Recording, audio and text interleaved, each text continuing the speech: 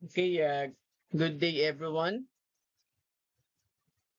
In our today's topic, we will discussing about intuition, proof, certainty, and Polya's four steps problem solving. So our objectives are the following. So we will define and differentiate intuition, proof, and certainty. Then we will make use of intuition to solve problem. Name and prove some mathematical statement with the use of different kinds of proving. Tell all the Polya's four steps in problem solving. Then select the appropriate strategy to solve the problem and solve problems with the use of Polya's four steps. Okay? So now, let us talk about what is an intuition. Sometimes we try to solve problems in mathematics even without using any mathematical computation. And we just simply observe, example a pattern to be able on how to deal with the problem. And with this, we can come up with our decision with the use of our intuition. On the other hand, we use another method to solve problems in mathematics to come up with a correct conclusion or conjecture with the help of different types of proving, where proof is an example of certainty. So there are a lot of definition of an intuition, and one of this is that it is an immediate understanding or knowing something about reasoning. It does not require a big picture or full understanding of the problem, as it uses a lot of small pieces of abstract information that you have in your memory to create a reasoning leading to your decision just from the limited information you have about the problem in hand. Intuition comes from noticing, thinking, and questioning.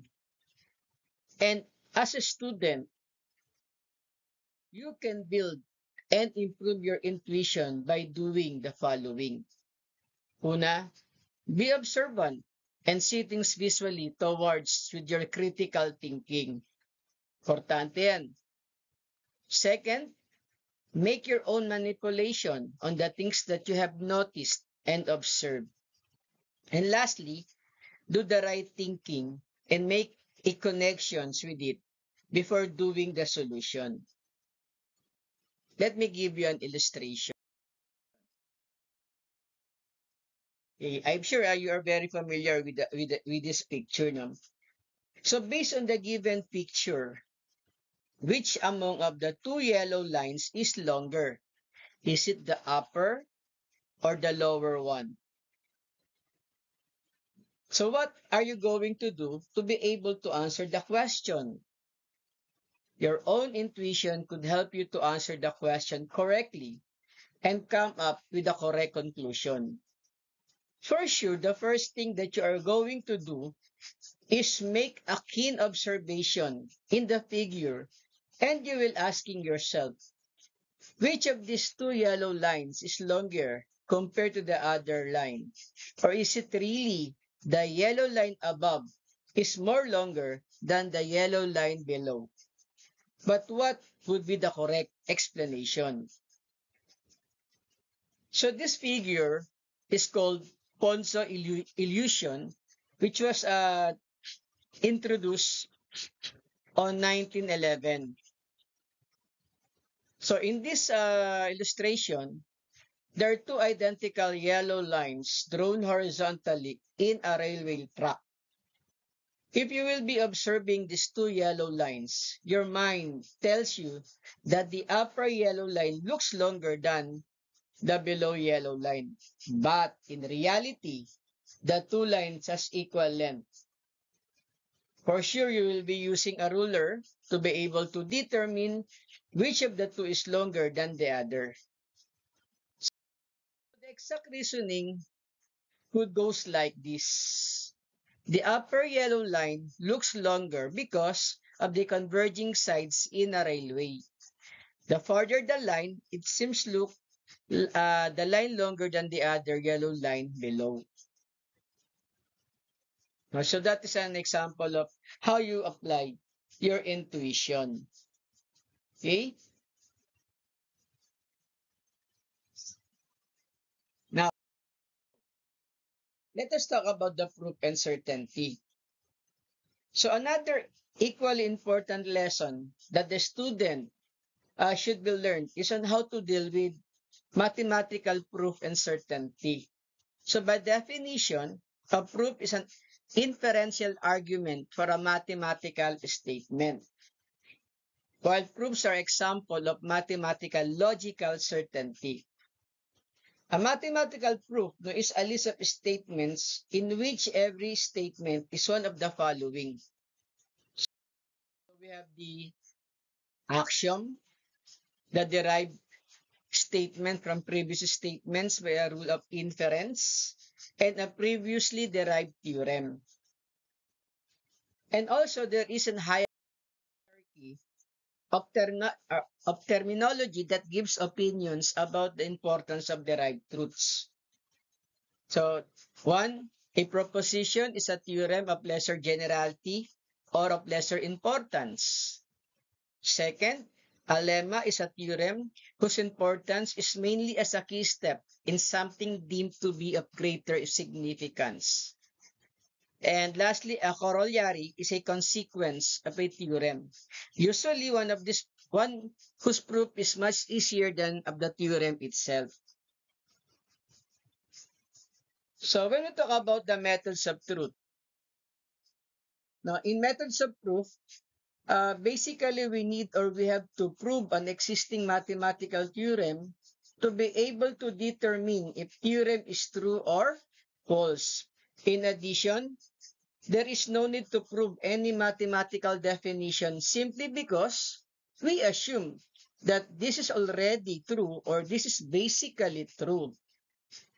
And usually a theorem is in the form of if-then statement.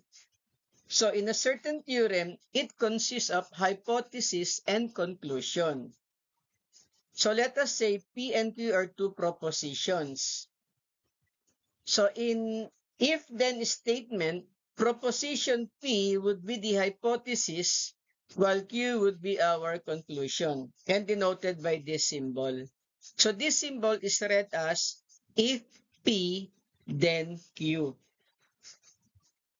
Let's say, for example, if a triangle is a right triangle with sides A, B, and C as hypothesis, then A squared plus B squared equals C squared as our conclusion.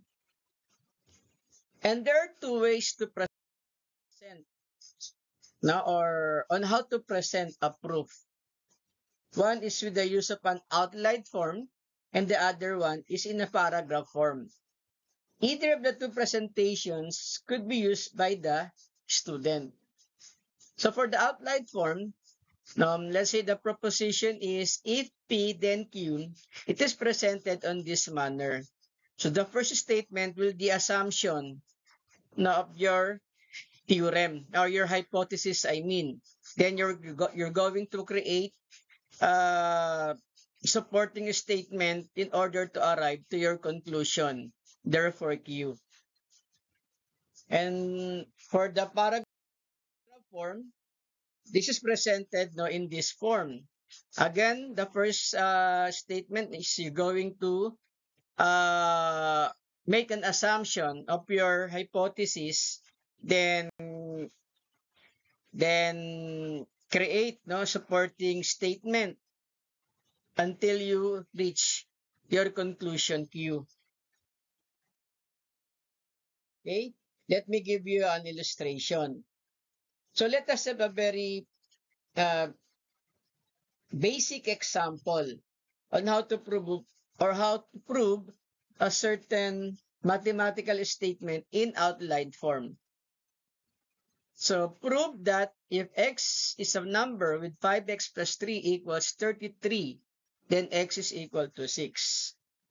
So this will be our proof. First, yung ating assumption on our hypothesis. In the given statement, our hypothesis is x is a number with 5x plus 3 is equal to 33. That will be our assumption. So we assume that x is a number with 5x plus 3 is equal to 33. Then from that, we're going to create another statement. No? So that is 5x plus 3 minus 3 equals 33 minus 3 by subtraction property of equality. So our purpose here is to simplify our hypothesis. Okay? And then, by simplifying both sides of equality, we come up with 5x is equal to 3. Since 3 minus 3 is 0, and 33 minus 3 is 30. Okay? And then, divide both sides of equality by 5, and it will give us x is equal to 6 by the division property of equality. So dito nakita na agad natin, no? Lumabas na yung x is equal to 6 yung our conclusion. So therefore, our last statement will be our conclusion. Therefore, if 5x plus 3 is equal to 33, then x is equal to 6. So that is how we present our proof using the outline form. Using the paragraph form, no? Ganito naman siya. So, if 5x plus 3 equals 33, then 5x plus 3 minus 3 equals 33 minus 3. Since subtracting the same number on both sides of equality gives equal result, by simplifying the resulting equation, we have now 5x is equal to 30.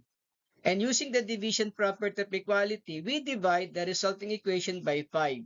Therefore, x is equal to 6. Okay? So that is how we present the proof using the paragraph form.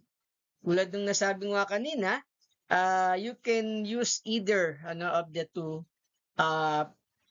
presentations, whether in outline form or in a paragraph form. But usually, ang ginagamit natin dito is the outline form.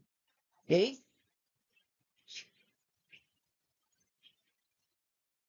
Now, let us talk about the different kinds of proof. No? First, we have the direct proof. By definition, a direct proof is a mathematical argument that uses rules of inference to derive the conclusion from the premises. So, in this direct proof, no, let us say we need to prove a given theorem in a form of if P then Q. So these steps in taking a direct proof would be, we are going to assume our hypothesis as true, then we will then arrive to our conclusion as true also. So that is direct proving. So let me give you an illustration how to use the direct proof.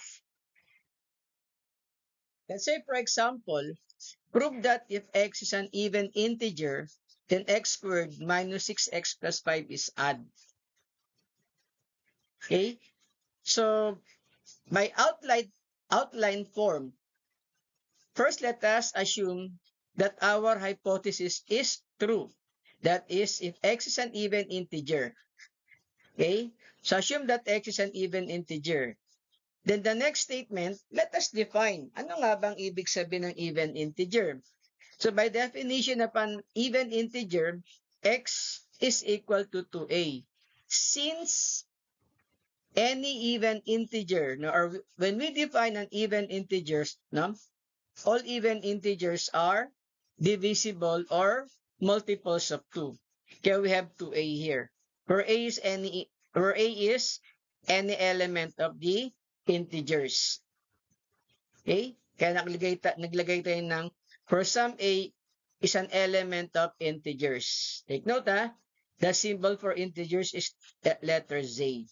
Then from that, so we will now substitute 2a from x. So x squared minus 6x plus 5 is equal to the quantity of 2a squared minus 6 times 2a plus 5. So by substitution. And then to simplify, 2a squared is equal to 4a squared. Then minus 6 times 2a is also the same as minus 12a, then plus 5. Take note that 4a squared minus 12a plus 5 is also the same as 4a squared minus 12a plus 4 plus 1, since 5 is equal to 4 plus 1. Then, after that, we will factor these first three terms. Yung 4a squared minus 12a plus 4, since all of them are divisible by or factorable by 2. So we have now 2 times the quantity of 2a squared minus 6a plus 2, then plus 1. And then, what will be the next step? No?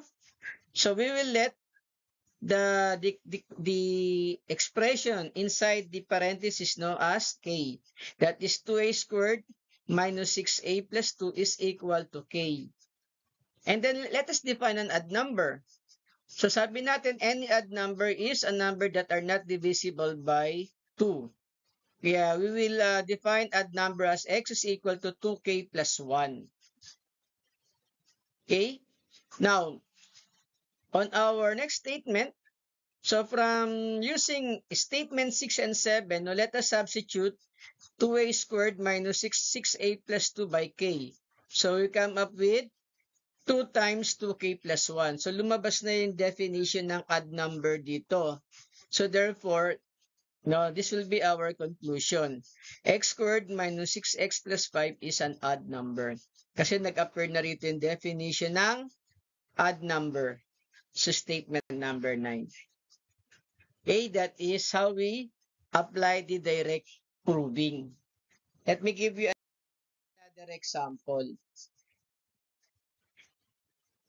Let us prove if a and b are both odd integers, then the sum of a and b is an even integer.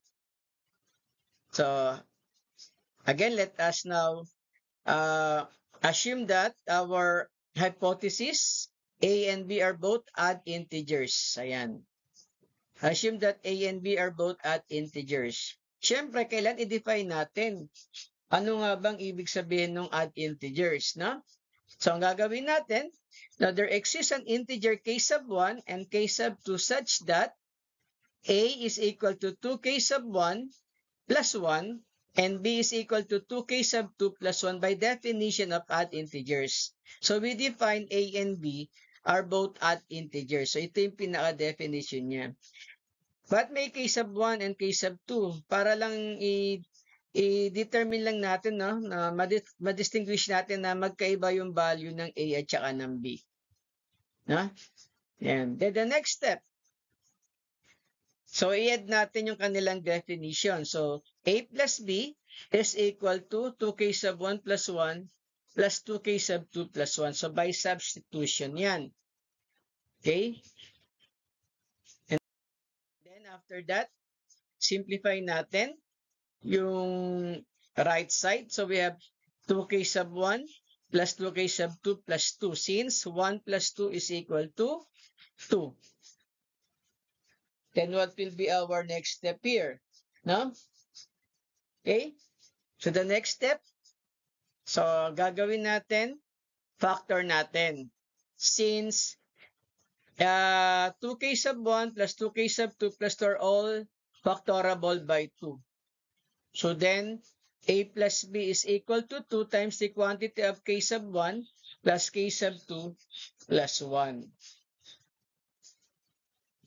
Okay? Ayan. Then let k sub 1 plus k sub 2 plus 1 is equal to k, where k is an element of integers. So hence, we now have a plus b is equal to 2k. Ano tong 2k na yan? Yan yung definition ng even integer. 2a, 2n, 2k, those are even integers. So therefore, If A and B are both odd integers, then A plus B is even. So, na-prove na natin kasi naipalabas na natin definition ng even integer. Okay?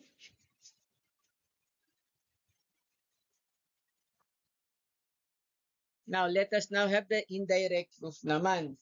So, paano naman ginagawa yung indirect proving? Okay? So, when we talk about indirect proving, no, indirect proof or contrapositive proof is a type of proof in which a statement to be proved is assumed false, and if the proposition leads to an impossibility, then the statement assumed false has been proved to be true. Medyo komplikado. So in this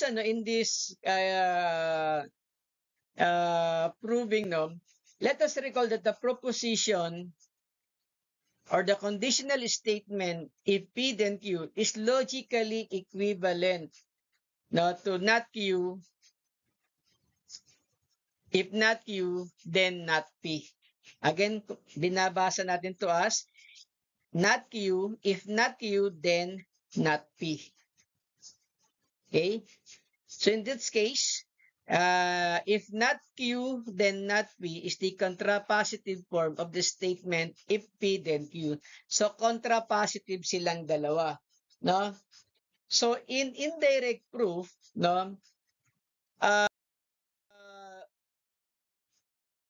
let us say we need to prove a given theorem in a form of if P then Q. Okay? The steps are outlined in taking an indirect proof would be this one. We will assume that not Q is true. Again, dito ang ating conclusion is Q. I-assume natin na yung negation ng ating conclusion is true. Okay? Assume that not Q is true, then kailangan mag-come up tayo na dun sa therefore if not P is true. Kapag napatunayan natin na tama yung negation ng hypothesis at ng conclusion, therefore na-prove natin yung statement. Na-prove natin yung statement. Paano yan? Halimbawa, using indirect proof, prove that if x is divisible by 6, then x is divisible by 3. So dito ang ating hypothesis, x is divisible by 6. Ito yung ating P. Yan ang pinaka-P natin. Ito yung pinaka-P natin. Okay? And then yung ating Q, x is divisible by 3. So ano magiging unang statement natin? So i-assume natin na itong x is not divisible by 3. Kailangan i-negate natin siya. Assume that x is not divisible by 3. And then, we can now say that x is not equal to 3k since the definition of divisibility by 3 is 3k, 3n, or 3a. So dito we're using k na lang. So 3k is the definition of divisible by 3.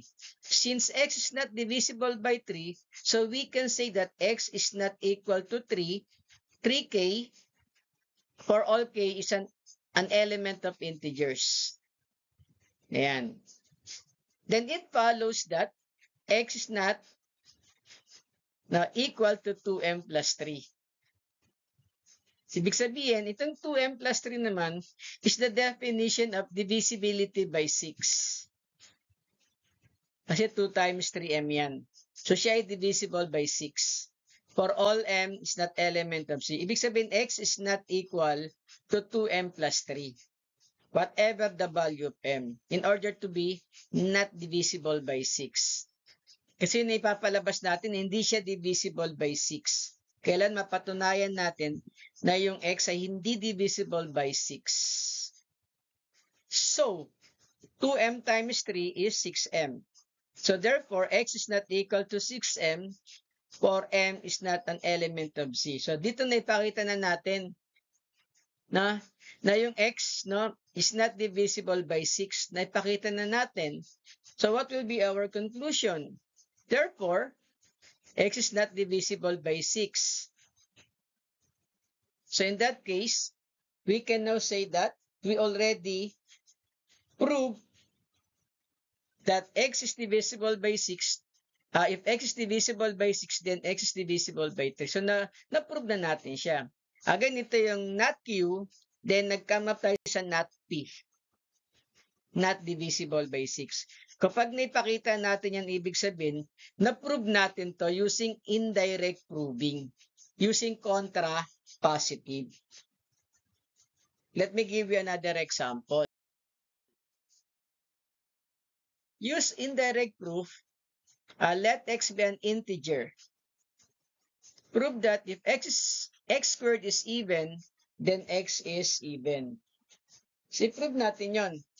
No? Again, yung ating p, x be an integer. No, our p is x squared is even, and our q is x is even. So, ano maging first statement natin dito? Ininegate natin yung q, which is x is not even or x is odd. And then, i-define natin ano yung odd number. So, odd number is equal to 2k plus 1. So, x is equal to 2k plus 1 for some k is an element of the integers. Okay? And then, kunin natin yung x squared. So, it follows that x squared is equal to 2k plus 1 squared. No? I-square natin yung 2k plus 1, which is also equal to 4k squared plus 4k plus 1. Okay? The square of binomial yung in-apply natin dyan. And then, let us now factor yung 4k squared tsaka 4k since both are divisible by 2. So, we have now 4k squared plus 4k plus 1 equals 2 times the quantity of 2k squared plus 2k then plus 1. Where q is equal to 2k squared plus 2k. So, in-assume natin or we let 2k squared plus 2k is equal to q. So, in that case, so by substitution, x squared is equal to 2q plus 1. So, lumabas na agad dito yung definition ng odd number. Laging may plus 1. Okay? In that case, x squared is an odd number. So, dahil naipakita natin, na-prove natin na x is odd number, meaning, we already proved that if x squared is even, then x is even. Na-prove na natin sila using indirect proving. Okay? Yan. Now, another type of proof is proof by counterexample. Okay? A conjecture may be described as a statement that we hope is a theorem. As we know, many theorems or many conjectures are universally quantified statements kung tawagin natin. Thus, it seems reasonable to begin our discussion by investigating how to disprove a universally quantified statement. Okay?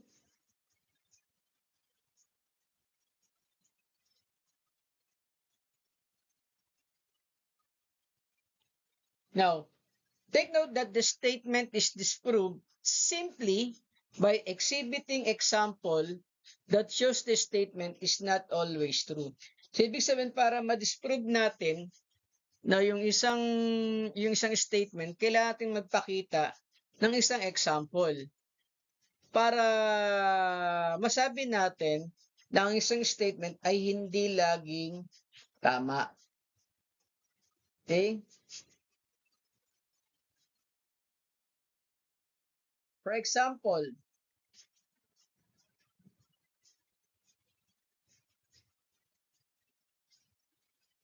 let us prove or disprove all prime numbers are odd. Anong negation nito? Some prime numbers are even. So, ininegate natin yung yung ipoprove or i-disprove natin. Sabi niya, all prime numbers are odd. So, anong negation niya? Some prime numbers are even. That is the negation. So, by counterexample, no? Let n is equal to 2. By definition, 2 is equal to 2 times 1.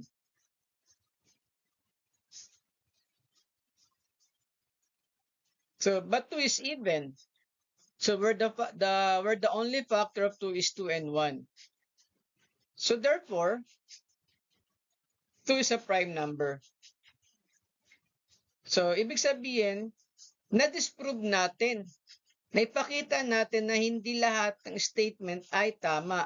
Meron palang prime numbers that is even and that is equal to 2. So, nagbigay tayo ng counter-example na pwede rin palang even ang prime numbers, hindi lang siya odd number. So, that is one of the example of proof by counter example. Let me give you another example ng ganitong klase ng proof, no? Prove or disprove again. For all integers x and y, if x plus y is even, both x and y are even. Yan. Anong negation nito? For some integers x and y, if x plus y is odd, then x and y is odd. So, inan natin ninegate lang natin. So, how to prove? So, let x, no? Kasabi natin, even yung x and y natin, di ba? Assume natin yung x natin is 2k sub 1, that is even. And y is 2k sub 2, that's also even. So, if we add x plus y, that is 2k sub 1 plus 2k sub 2. Okay? And this is even. Now, magbigay tayo ng halimbawa, counterexample na x is odd. So, by definition of odd number, so let x is equal to 2k sub 1 plus 1 and y is equal to 2k sub 2 plus 1. Ito naman yung definition ng odd number. So, what are we going to do is let us add the two counterexample natin. So, x plus y is equal to 2k sub 1 plus 1 plus 2k sub 2 plus 1. So, inad natin yung dalawang odd number. And that is equal to 2k sub 1 plus 2k sub 2 plus 1 plus 1 is equal to 2. Kaya we have 2k sub 1 plus 2k sub 2 plus 2. From that, may kita natin na itong 2k sub 1 plus 2k sub 2 plus 2 are all factorable by 2. So, by factoring, we have now 2 times the quantity of k sub 1 plus k sub 2 plus 1. So, makikita natin, no? Dito naipakita natin na kapag inad natin yung dalawang odd number, still lang lumalabas even. So, what does it mean? By giving a counterexample, no? The theorem is false. So, na-disprove natin na mali yung theorem na ibinigay niya. Okay? Kasi, hindi pala porket even, even na, no? Para sa lahat ng integer. So, pwede rin palang, pag nag-add tayo ng dalawang odd number, even pa rin ang lalabas. Okay?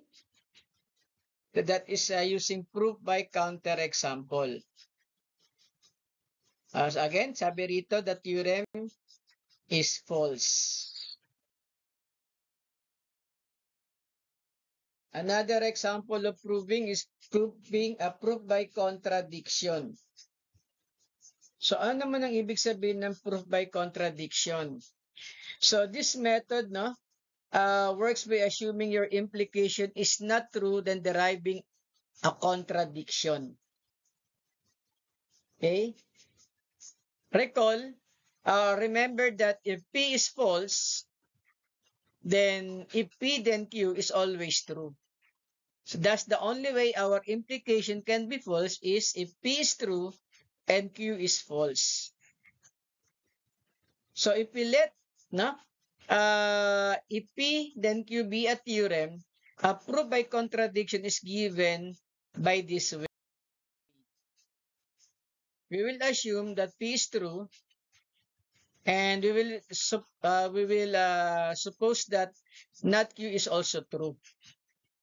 Then try to arrive at a contradiction. So ganito yung paraan paano mag-prove by contradiction. I-assume natin na yung hypothesis natin ay true. Ganun din na i-suppose natin na yung negation ng ating conclusion ay true din. Tapos kailangan mag-arrive tayo sa isang contradiction. Paano yan? Halimbawa, kapag nagkaroon tayo ng contradiction, so mapuprove natin na yung ating conclusion ay true. Tandaan natin in practice, no, we assume our premise is true, but our conclusion is false. And we will use these assumptions to derive a contradiction. Take note that this contradiction may be a violation of a law or a previously established result. Having derived the contradiction, you can then conclude that your assumption was false, and so the implication is true. So be careful with this method, Make sure that the contradiction arises because of your original assumptions, not because of a mistake in method. Also, if you end up proving the negation of P, then you could have used proof by contraposition. Let me give you an example. Proof by contradiction. If x plus x is equal to x, then x is equal to 0. So, assume natin na yung ating hypothesis ay true. Assume that x plus x is equal to x. And then, i-suppose natin that x is not equal to 0. So, kinontradict natin yung yung conclusion x is not equal to 0. So, kung x is not equal to 0, so at inad natin yung x plus x, that is 2x is equal to x. Inad natin. Okay? Since yung x natin ay hindi equal to 0, it is possible that we divide both sides by x. Kasi hindi naman 0 ang value ng x. So dividing both sides by x, we have 2 is equal to 1, which is a contradiction. Ibig sabihin, ba't naging contradiction? Hindi naman talaga equal yung 2 sa 1. Diyan pa lang nagkaroon na tayo ng contradiction. Okay, so violation of ng property yan. Since wala namang 2 na equal sa 1. So therefore, the original implication is proven to be true. Diba? Paano masabi natin na true? 0 plus 0 is equal to 0. Ganun lang kasimple. Kaso, ginawa natin, we prove it using contradiction. Another example.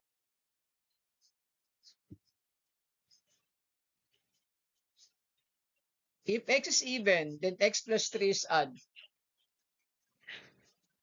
Okay?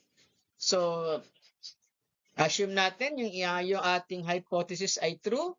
So, if x is even, so therefore, by definition, x is equal to 2k. Kasi ang even number is defined by multiples of 2.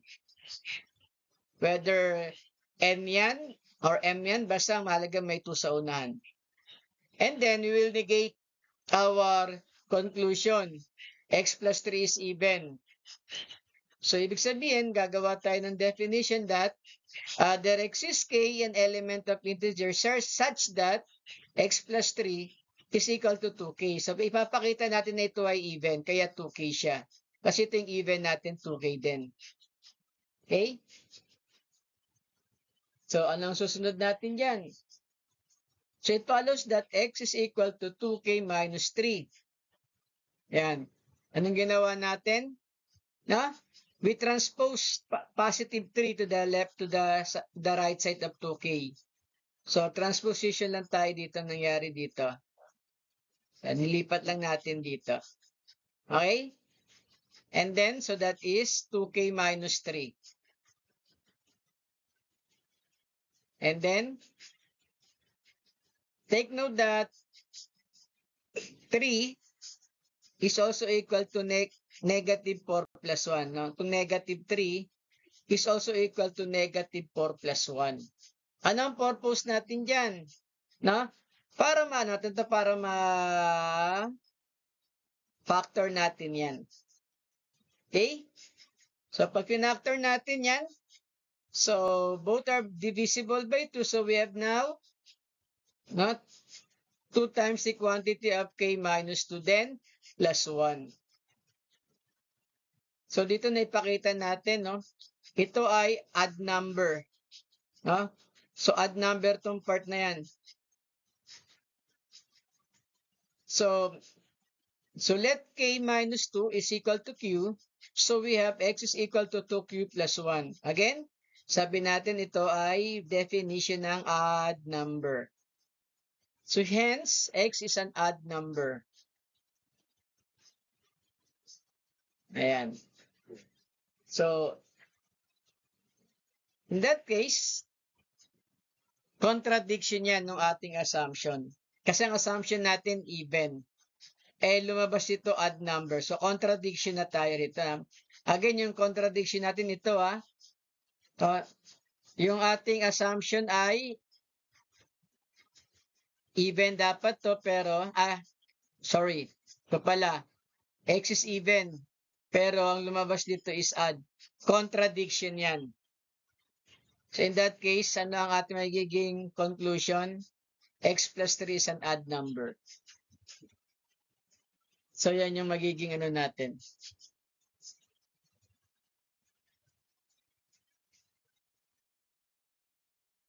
Next, punta naman tayo sa kay George Polya.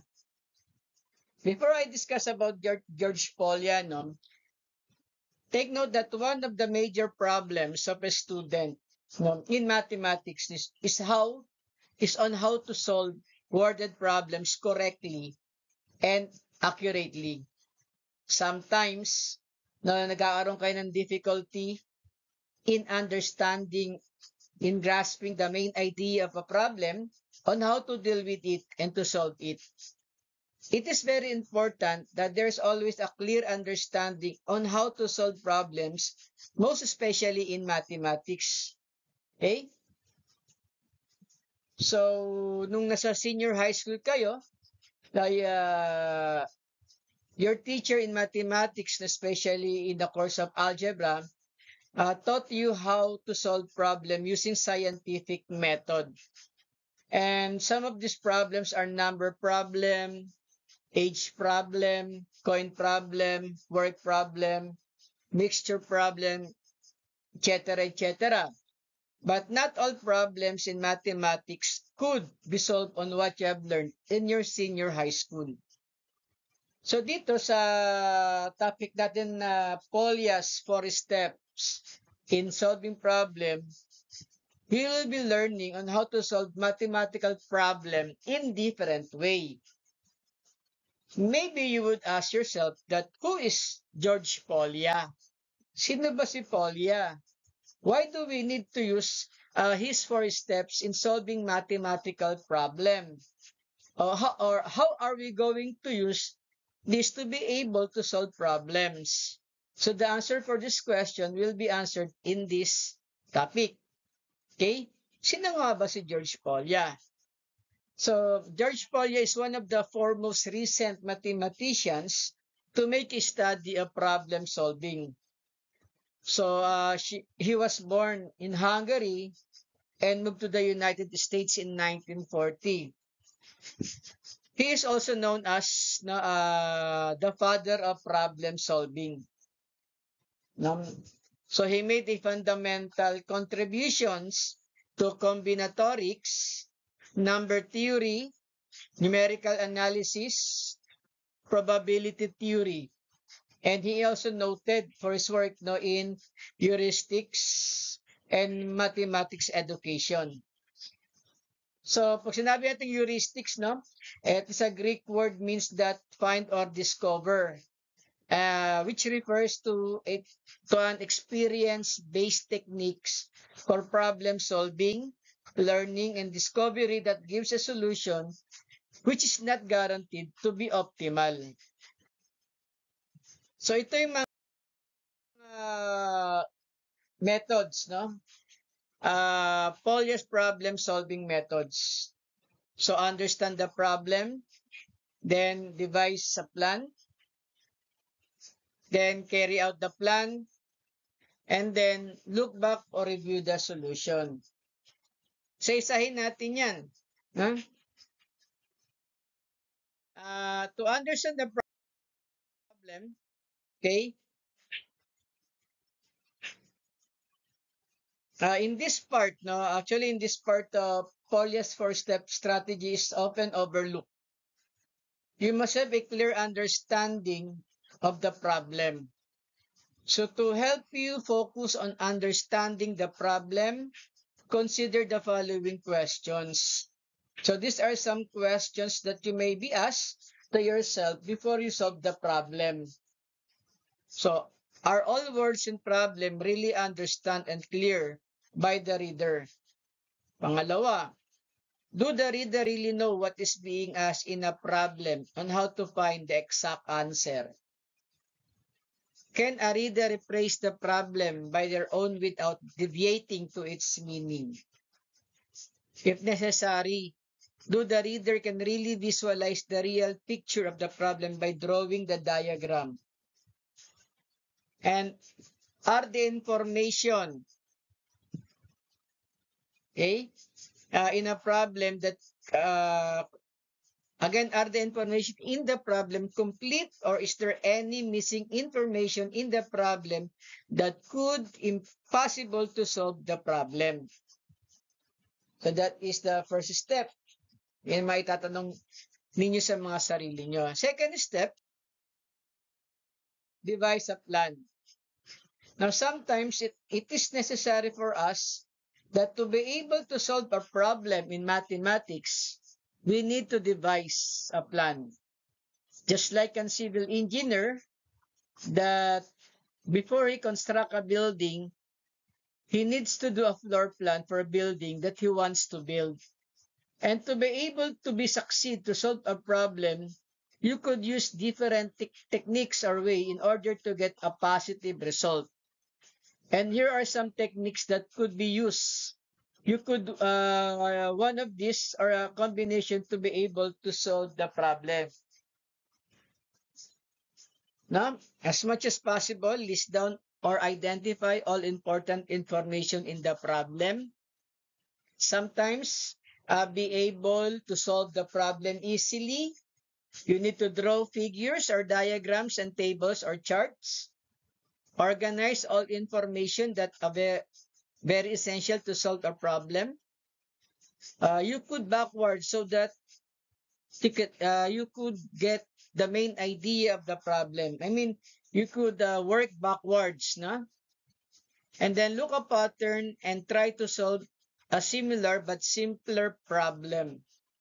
And then create a working equation that determines the given and the variable.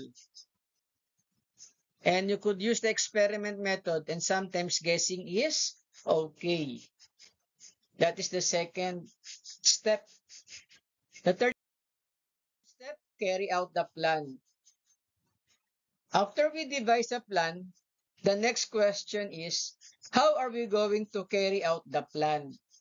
Now, to be able to carry out the plan, the following suggestions could help us in order to solve the problem. Carefully and accurately working on the problem. There must be a clear and essential information or data in the problem. If the first plan did not materialize, then make another plan. Okay? Ibig sabihin, do not afraid to make mistakes if the first plan that you do would not materialize. Meron nga tayong kasabihan, there is always a second chance. Then the last step is look back or review the solution. Just like on what you do in solving worded problems in algebra, You should always check if your answer is correct or not. You need to review the solution that you have made. So how would you check your solution? The following could be your guide. Make sure that your solution is very accurate and jive all important details of the problem. Then interpret the solution in the context of the problem and try to ask yourself that the solutions you've made could also be used in other problems. So as it was mentioned in this lesson, no, there are different strategies that you could employ or use to solve a problem. And these strategies will help you to solve the problem easily. Okay? So these are the following strategies that you could be used. First, draw a picture, diagram, tablet, or chart. Label this with correct information or data that you could see in the problems. And sometimes, there are hidden information that is very much important also to solve the problem. So be cautious. Pangalawa, identify the known and unknown quantities. So choose appropriate variable in identifying unknown quantities. For example, the unknown quantity is height. So you could use letter H, no, as your variable. But usually, we use letter X, di ba? Lagi naman eh. Then, you have to be systematic, syempre. Then just like on what we have in devising a plan, always look for a pattern and try to solve a similar but simpler problem. Na? Sabi nga kanina, sometimes guessing is okay. Actually, there is no problem in guessing. And it is not a bad idea to be able to begin in solving a problem. In guessing, you could examine how close is your guess based on the given problem. Na? Let me give you an example. Using these steps. Let's say the sum of three consecutive positive integers is 165. What are these three numbers? Okay? Una, let us understand the problem. So when we say consecutive numbers, ibig sabihin magkakasunod tulad ng 4, 5, 6, no? Or 32, 33, 34. Okay? No, for the 2 digits. So noticing that the second number is added by 1 from the first number and the third number is increased by 2 from the first number. Okay? So in that case, let us now devise a plan. Okay? So from the previous discussion of this lesson, devising a plan is very essential to solve a problem. So we could use an appropriate plan for this kind of problem, and that is formulating a working equation. Since we do not know what are these three consecutive positive integers, we will be using a variable, say x, to represent a particular number. So this variable x could be the first number. Now, since it is consecutive, the second number will be increased by 1. Okay?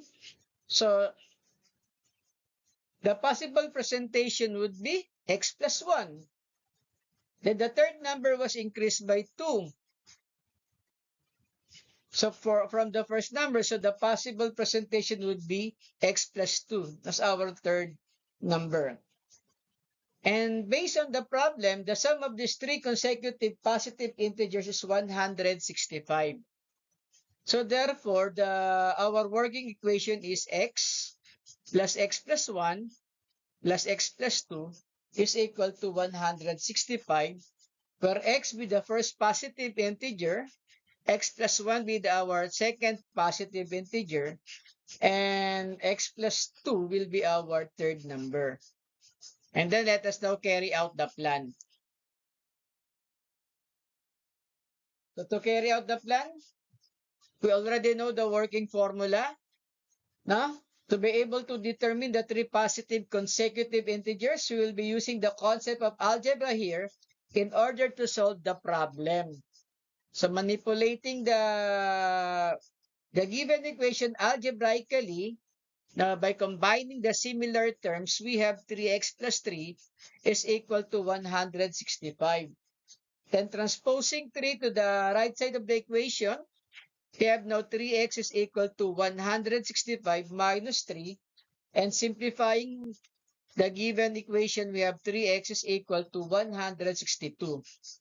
Then dividing both sides by 3 to determine the value of x. So we have x is equal to 54.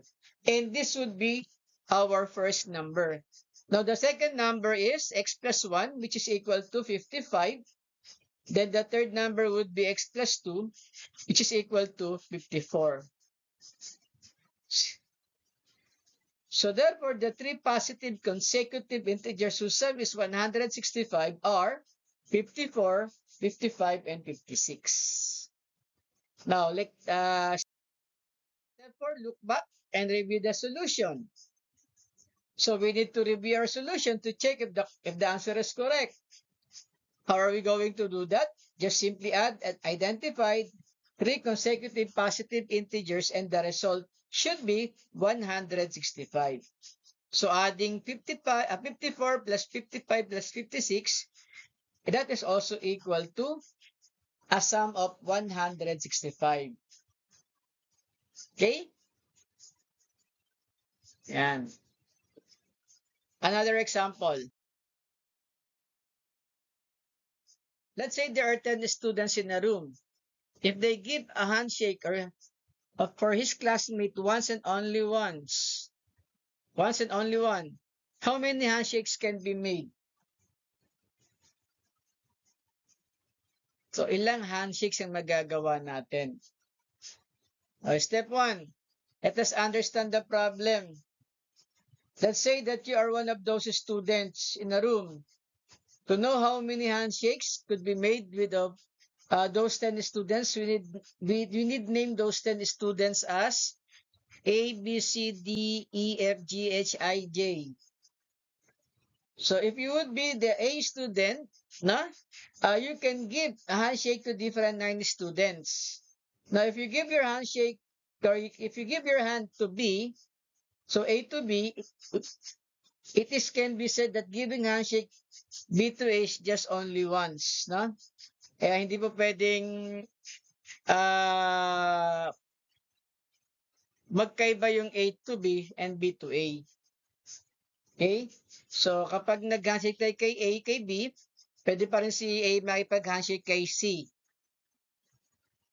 So, obviously, you cannot make a handshake to yourself, no? As well as B to himself and so on. So, ganun yung magiging proseso natin. Isa-isahin natin yan.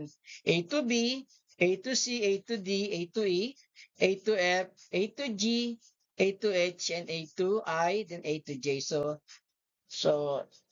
9, you can have your handshake with the different 9 students. So, i-devise natin. Let us now devise the plan.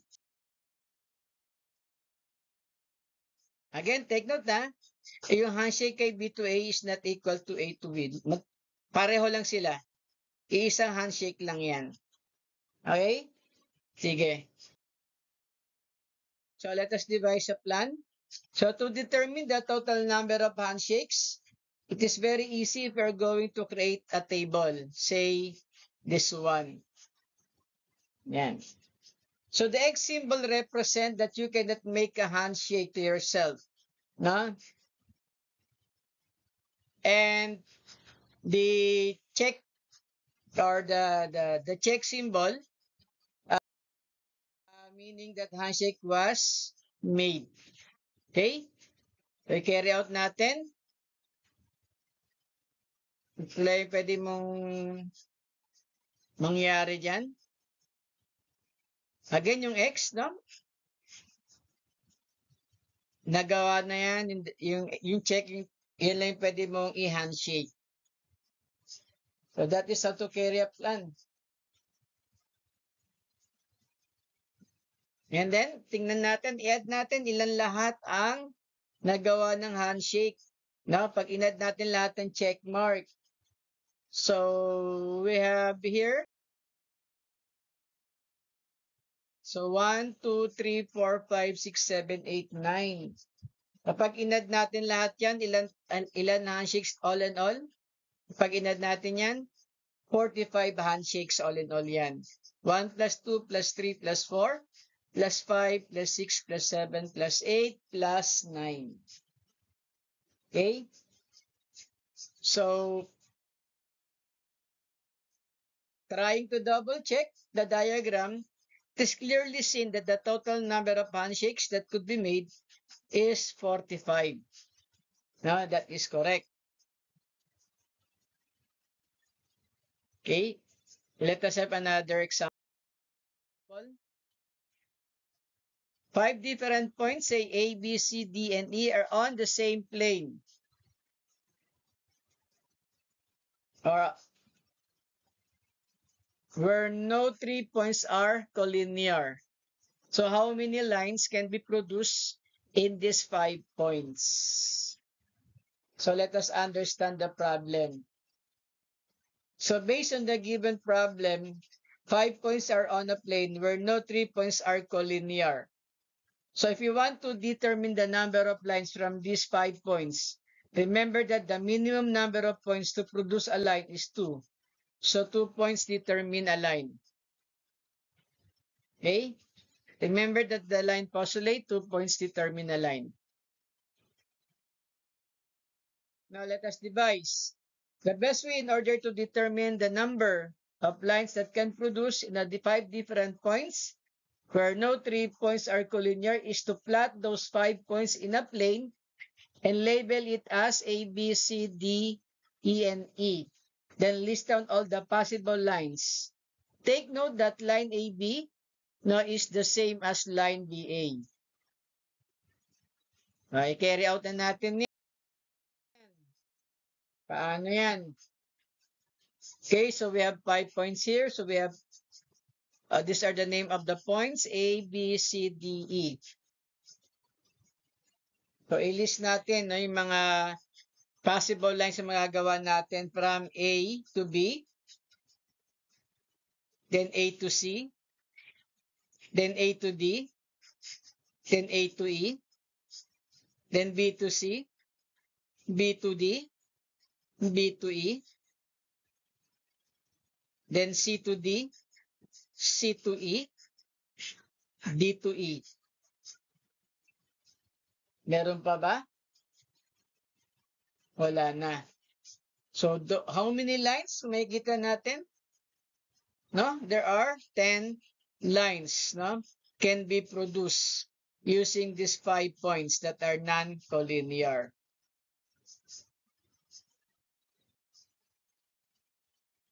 So, looking back and review the solution, counting all possible lines connected in 5 different points with no 3 points are collinear, produce 10 different lines. Okay? And that's all for our topic for today. I hope you understand the lesson that I give to you. So, goodbye and thank you.